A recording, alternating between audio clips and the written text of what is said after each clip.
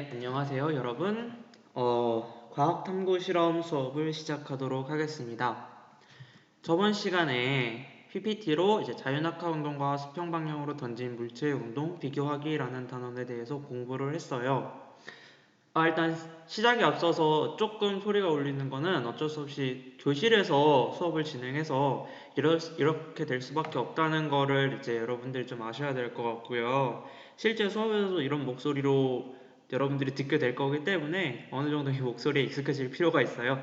그래서 조금 울린다 그래도 감안하고 들어주시면 좋겠습니다. 그래서 저번 시간에 자유낙하 운동과 수평 방향으로 던진 물체의 운동 비교하기를 했고, 그 다음에 저번 시간에 한 걸 요약을 하면은 이렇게 수평 방향으로 던진 물체의 운동이 있었고요, 수직 방향으로 던진 물체의 운동이 있었습니다. 그래서 크게 두 가지가 있었는데, 첫 번째는 이렇게 수직 방향으로 던진 물체의 운동이 있었습니다. 그 다음에 두 번째는 선생님 컴퓨터가 조금 느려서 렉이 걸리네요. 그 다음에 두 번째는 수평 방향으로 던진 이런 물체의 운동이 있었습니다. 이때 각각 등가속도 운동과 등속도 운동을 하게 되는데요. 자, 수평 방향으로 던졌을 때 가로축으로는 등속도 운동을 하나요? 가로축이라고 하면 이걸 말합니다. X축을 말하고요. 이걸 세로축이라고 할게요. 자, 그러면 수평 방향으로 했을 때 가로축은 무슨 운동을 했죠? 네, 중력의 영향을 받지 않기 때문에 등속도 운동을 한다고 했습니다. 그러면 두 번째, 수평 방향으로 세로축으로는 무슨 운동을 하죠? 네, 중력의 영향을 받기 때문에 등가속도 운동을 하게 됩니다. 이거 1번은 의미 없어요. 자, 수직 방향으로 던졌을 때는 가로로 무슨 운동을 할까요? 얘는 가로로 하지 않고 그냥 바로 밑으로 떨어지기 때문에 가로는 운동을 하지 않고요. 세로로는 역시 등가속도 운동을 하는 것을 알 수가 있습니다.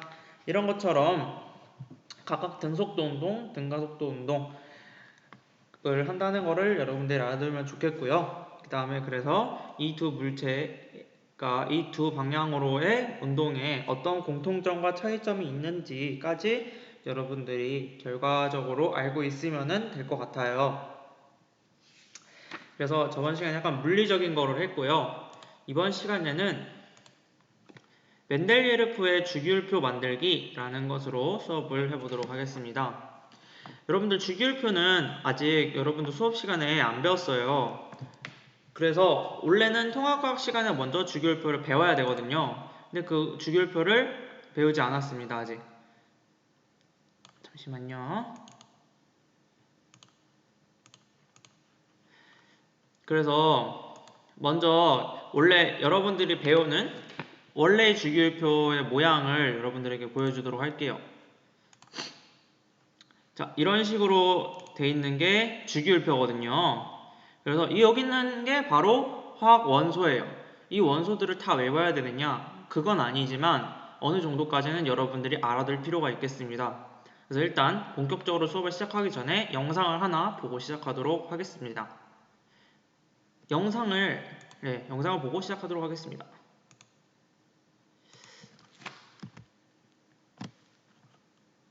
조직그럼 인경과 흑인 선생님 항상 유튜브 2배속으로 봐가지고 느리면 여러분들이 배속해서 의 보세요. 혼혈로 다혈질이었던 그는 화를 잘 냈고 냉소적이었습니다. 그는 손님이 음식에 대해 불평하면 다음에는 먹을 수 없는 이상한 음식을 내놓으면서 꼬장을 부렸고, 그의 화를 내며 나가는 손님을 보고 즐거워했다고 합니다.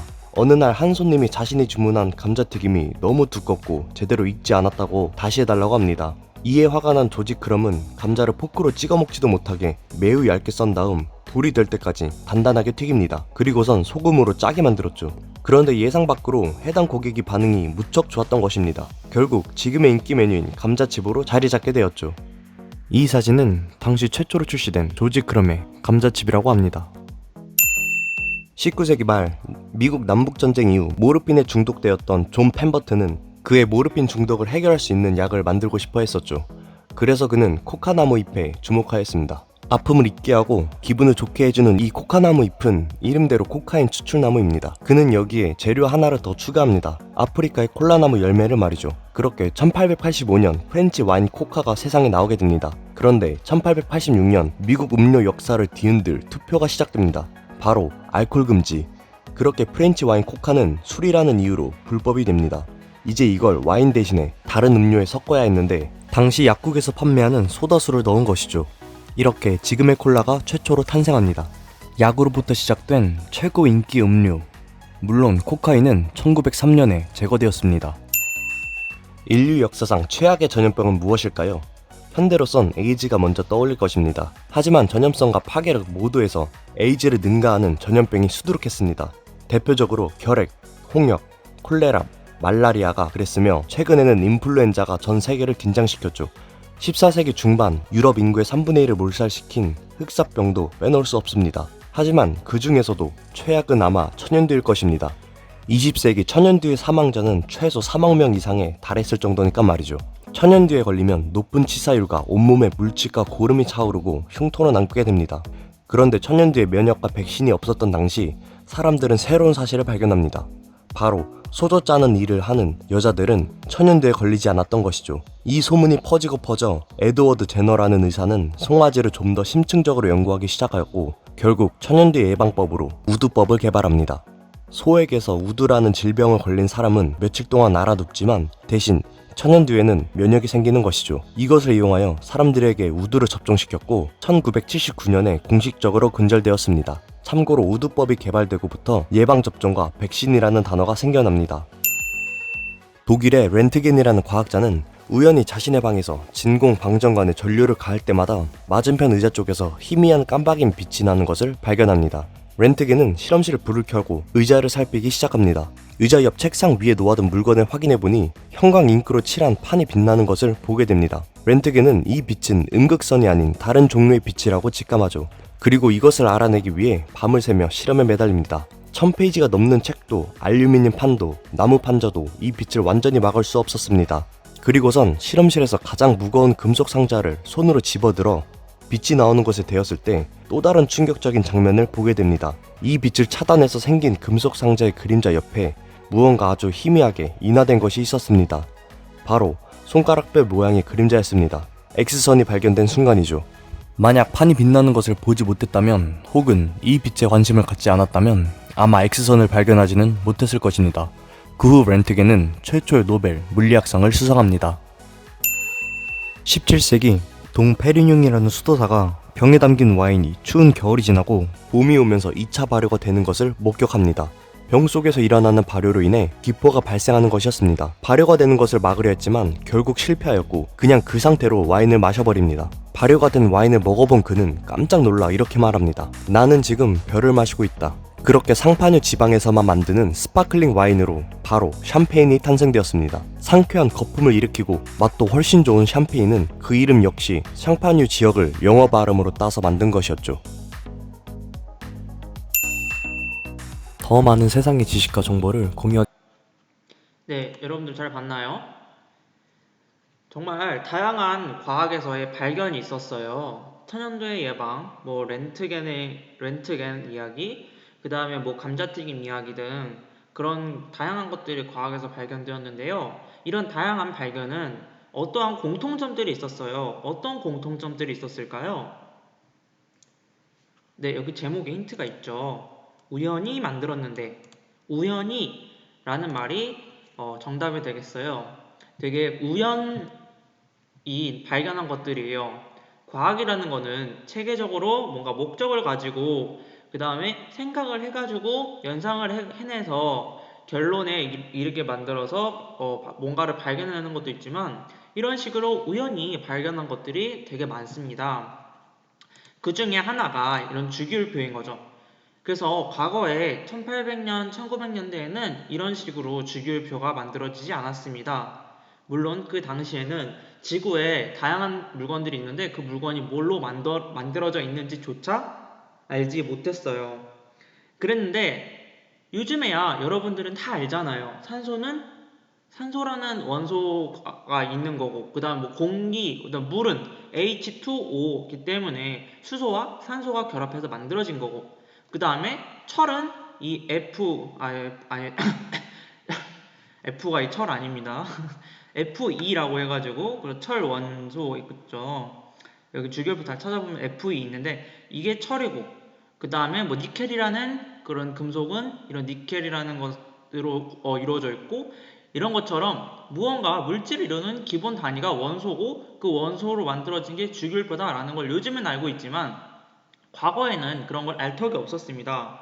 그런 것처럼 과거에는 이런 걸 몰랐지만 어떻게 이 주기율표가 요즘 만들어진 데에는 우연한 발견이 있었기 때문에 이 주기율표가 만들어진 거고요. 그래서 한 장을 넘겨보면은 이렇게 나와 있을 거예요. 주기율표가 만들어지는 과정에서 과학자들의 활동 조사하기 해서 처음에 뭐 라부아지에, 그 다음 데베라이너, 그 다음 류렌즈, 멘델예르프, 모즐리 이런 사람들을 거쳐오면서 차근차근 주기율표가 한 단계 한 단계씩 완성이 되었던 거예요.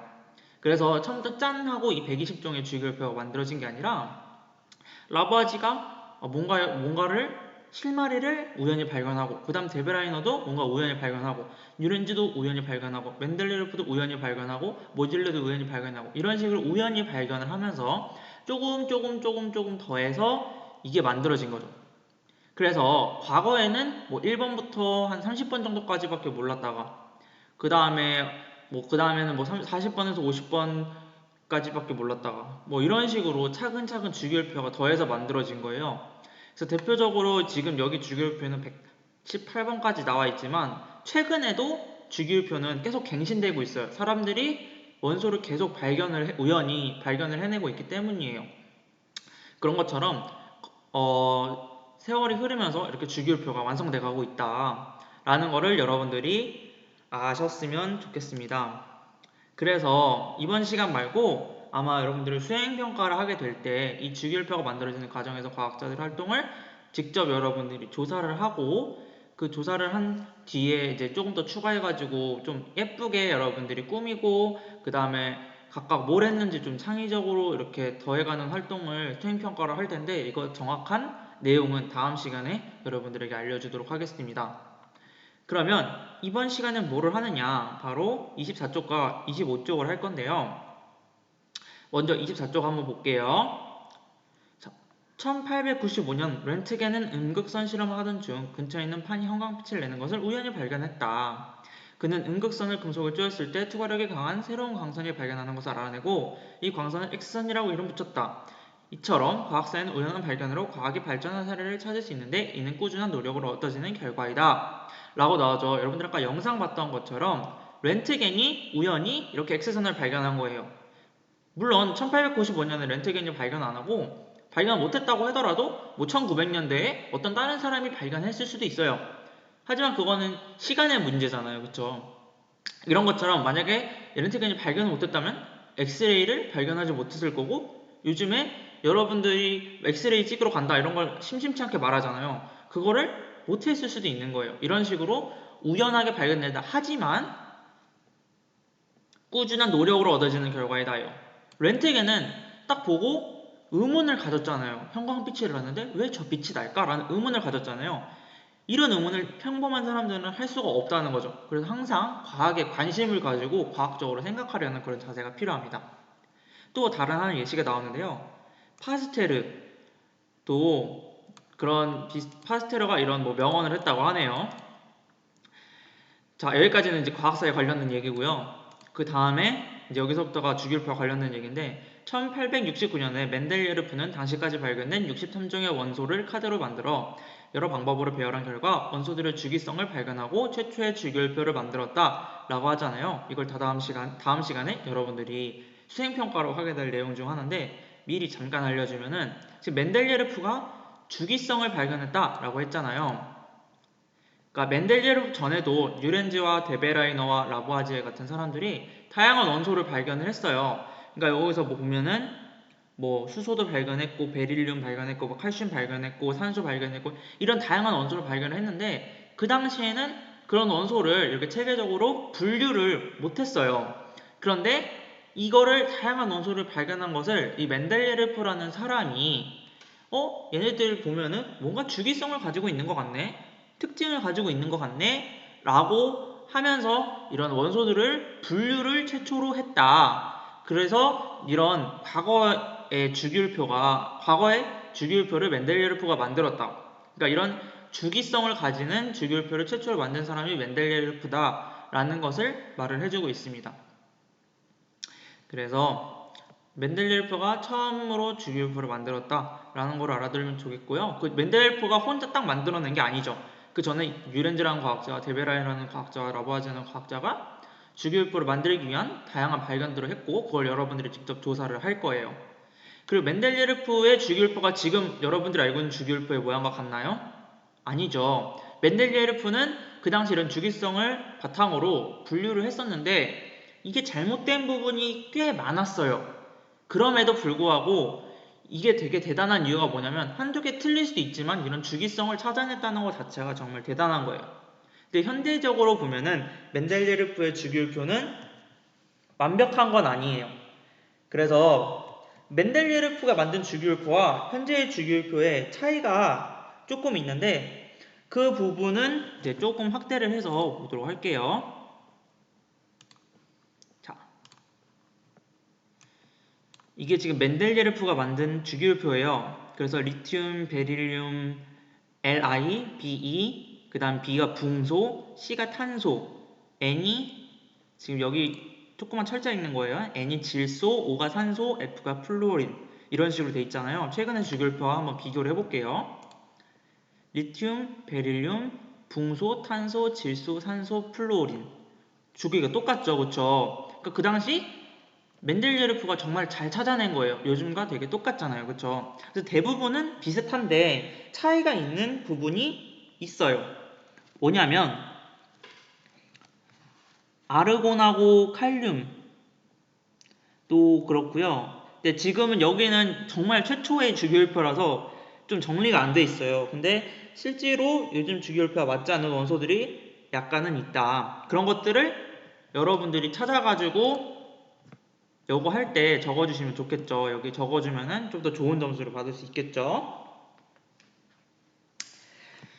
그래서 이게 점점 이제 수정이 보완이 된 거예요. 멘델레예프가 초기에 주기율표 만들고 수정 보완이 돼간다. 자, 그게 여기서 하고 싶은 말이고요. 그러면 이번 시간에 여러분들이 직접 활동을 해야 되는데요. 원래는 이게 모든 별로 활동을 하는 건데 아시다시피 이제 코로나 시국이다 보니까 집에서 자율적으로 활동을 진행을 하도록 할게요. 그래서 통합과학 시간 때 이 주기율표는 여러분들이 공부를 할 거예요. 근데 미리 통합과학 수업을 듣기 전에 이 주기율표를 외우고 가면 좋습니다. 그래서 여러분들에게 두 가지 과제를 선생님이 이번 시간에 내줄 거예요. 그 두 개를 완벽히 수행하면 돼요. 그래서 첫 번째 과제는 이거를 수행하는 거예요. 그리고 두 번째 과제는 뭐냐면 여기 주기율표를 외우는 거예요. 아, 이거 어떻게 다 외워요? 라고 하잖아요. 1번부터 20번까지 외우는 거예요. 아, 이거 너무 못 외우겠어요? 라고 하잖아요. 하지만 여러분들 외워야 돼요, 이거는. 여러분들이 1학년, 2학년, 3학년을 가면서 이 주기율표를 모르고 가면은 여러분들이 과학을 잘 할 수가 없어요. 나는 과학을 포기할 거다. 그러면 모르겠지만 여러분들이 뭐 과학을 하는 입장에서 뭐 생물을 자기가 전공할 수도 있고 혹은 물리를 할 수도 있어요. 아, 그럼 저 이거 화학 안 해도 되잖아요 라고 할 수 있잖아요. 그래도 해야 돼요. 이거는 기본이라고 보시면 됩니다. 여러분들이 뭐 이과 안 할 거예요 라고 해서 덧셈 뺄셈 모르면 말이 안 되잖아요. 그런 것처럼 여러분들이 과학을 할 거라면 이 주기율표는 꼭 공부를 해야 되기 때문에 이번 시간에 두 번째 과제는 1번부터 20번까지를 외우는 거를 과제로 내주도록 하겠습니다. 아, 그럼 선생님 외우나요? 라고 말하잖아요. 선생님은 30번까지는 외워요. 그러니까 옛날에는 선생님이 한 54번까지 외웠는데 지금은 좀 오래돼서 까먹었고요. 30번까지는 외웁니다. 그런 것처럼 이거를 외우는 시간을 가지도록 할 거예요. 그건 여러분들이 자율적으로 해야겠죠. 그래서 선생님은 과학 선생님인데 옛날에 이런 거 외우는 거를 좋아해서 막 여러 개 외웠어요. 그래서 옛날에 막 원주율도 막 외웠거든요. 그래서 원주율이 3.14라고 여러분들 알고 있잖아요. 선생님 옛날에 이거 3.14하고 뒤에 100자리까지 배웠어요. 그래서 지금은 100자리까지 할 수 있을지 모르겠는데 3.14159265358979 3238461543383279 5028 8419 7169 39 3710 5820 974994 정도까지만 기억이 나요 지금은. 근데 옛날에 이거 100자리까지 왔어요. 근데 이런 쓸데없는 거라고 생각할 수 있겠지만 이런 거는 되게 여러분들이 중요하기 때문에 꼭 1번부터 20번까지 외우도록 하세요. 그럼 첫 번째 할게요. 첫 번째 되게 단순해요. 교과서 몇 쪽이에요? 139쪽에 있는 원소 카드를 여러분들이 한번 펼쳐봅시다. 139쪽. 이거를 잘라요. 여러분들 다 잘라요. 이거 여기 카드 가위로 자른 다음에 요거를 이렇게 가위로 싹둑 잘라요. 싹둑. 이렇게 싹둑 자르고요. 그 다음에 이거 하나하나 여기에 이름을 적어 넣읍시다. 이름을 잠깐 이거 영상 멈추고 하세요. 영상 멈추고 이름을 각각 적어둬요. H는 뭐예요? 수소 적고 리튬은 리튬, 여기는 베릴륨 이렇게 해서 여기까지 쭉 적으세요. 너무 쉽잖아요. 이거 솔직히 초등학생도 할 수 있어요. 그래서 선생님이 하나 또 추가로 과제를 줄 건데요. 이거에 원래 단어도 적으세요. 수소가 H잖아요. H는 뭐의 약자냐? 하이드로진의 약자예요. 하이드로진. 수소 한번 쳐볼게요. 선생님이. 수소 치면은 하이드로진. 이게 원래 수소거든요. 그래서 이 하이드로진의 제일 앞자를 따서 H라고 부르는 거예요. 그래서 이 하이드로진 여러분들이 과제를 할 때 어떤 식으로 제출을 하면 되냐면 이렇게 수소가 있잖아요. 여기다가 먼저 수소라고 적어요. 수소 이렇게 적었어요. 그 다음에 이건 너무 쉬워요. 그냥 교과서나 뭐 어디 참조하면 바로 나오거든요. 주기율표 치면 나와요. 그 밑에 여러분들이 하나하나 검색을 해서 뭐를 하면 되냐면 하이드로진 이런 식으로 영어 단어도 적으세요. 그래서 이 첫 자를 따서 H다 라고 말을 하면 됩니다. C는 뭐예요? 탄소죠. 탄소. 탄소는 영어로 뭐예요? Carbonate. 이런 식으로 한글과 영어를 같이 적으면 됩니다. 그래서 대부분은 이 앞자를 따서 만들어진 거예요. 얘는 플루오린, 얘는 옥시즌, 얘는 나이트로진, 얘는 그런 식으로 해서 얘는 리튬, 그래서 Li고요. 이런 식으로 영어 단어까지 적도록 합시다. 그래서 이런 식으로 여기 칼슘까지 적으면 돼요. 대부분은 그런데 얘는 NA가 뭐예요? 나트륨이잖아요. 얘는 영어로 뭐냐면 소디움이에요. 근데 왜 NA일까요? 라고 말하잖아요. 그러면 이거는 왜 그러냐면 얘가 라틴어 기반이기 때문에 그래요. 라틴어로는 얘가 나트륨, 이거 나트륨이에요. 나트륨. 근데 라틴어로 나트륨인데 영어로는 소디움이에요. 그래서 우리가 이거를 말할 때는 소금을 말할 때는 나트륨이라고 안 하고 보통 소디움이라고 합니다. 하지만 주기율표는 라틴어 기반이기 때문에 NA를 앞글자로 쓴다. 뭐 이런 예외적인 게 있지만 대부분은 그냥 영어랑 라틴어랑 비슷하기 때문에 그냥 이 C는 C, 하이드로진은 H, 뭐 F는 플루오린에서 F 이런 식으로 쓰거든요. 그래서 대부분은 이 앞자를 쓴다. 그래서 이렇게 두 가지를 하시고요. 여러분들 뭐 할지 모르겠어요 라고 해서 할 것 같으니까 선생님이 과제에다가 다시 한번 정리해서 올려줄게요. 그 다음에 원소 카드를 배열하세요. 어떻게 배열하냐? 그냥 이거 주기율표 보이잖아요? 이거대로 배열하면 돼요. H, 리튬, 베릴륨 이 순서대로 주기율표 보고 배열하시면 돼요. 그래서 그거를 사진을 찍어서 올립니다. 그쵸? 그 다음에 이거 하시면 돼요. 같은 세로줄에 배열된 원소들은 어떤 공통점이 있는가? 그 다음에 같은 가로줄에 배열된 원소 사이에는 어떤 규칙성이 나타나는가? 라고 나오잖아요. 그럼 여러분들 배열하면은 이 주기율표가 나올 텐데 이게 뭔 말이냐면은 그냥 그거예요.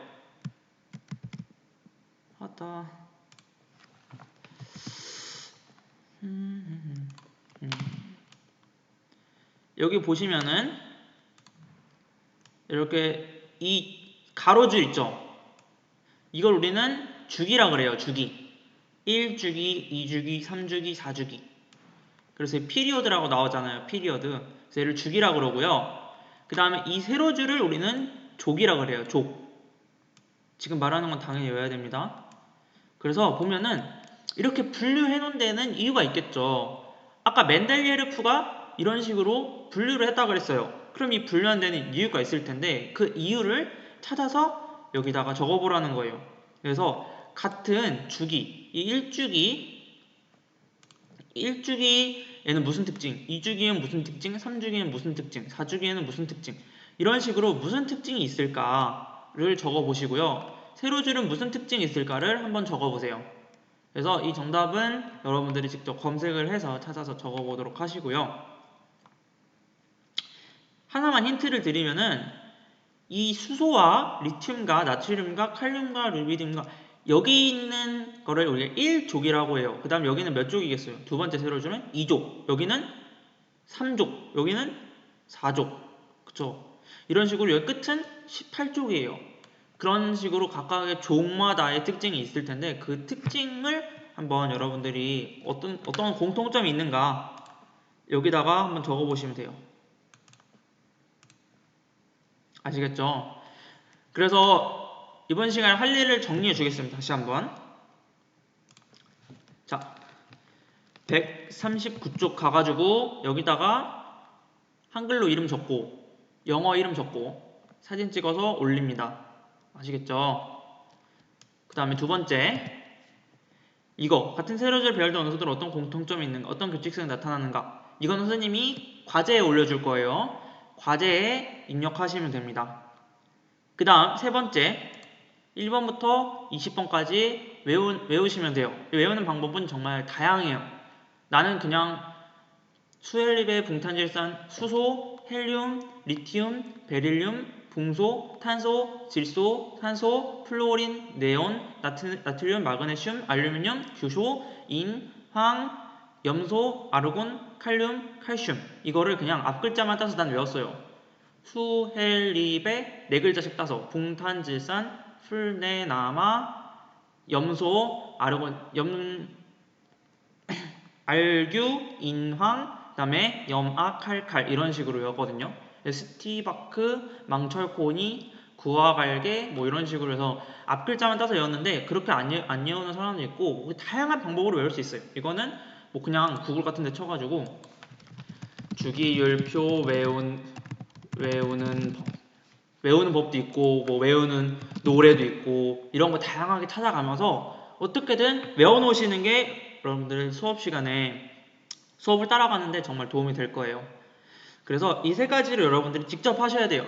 그러니까 실제로 과학탐구 실험 수업을 할 때도 선생님이 거의 설명해 주는 건 없어요. 여러분들이 대부분 스스로 하는 건데 이렇게 온라인으로 하려다 보니까 조금 힘든 부분이 있네요. 어느 정도.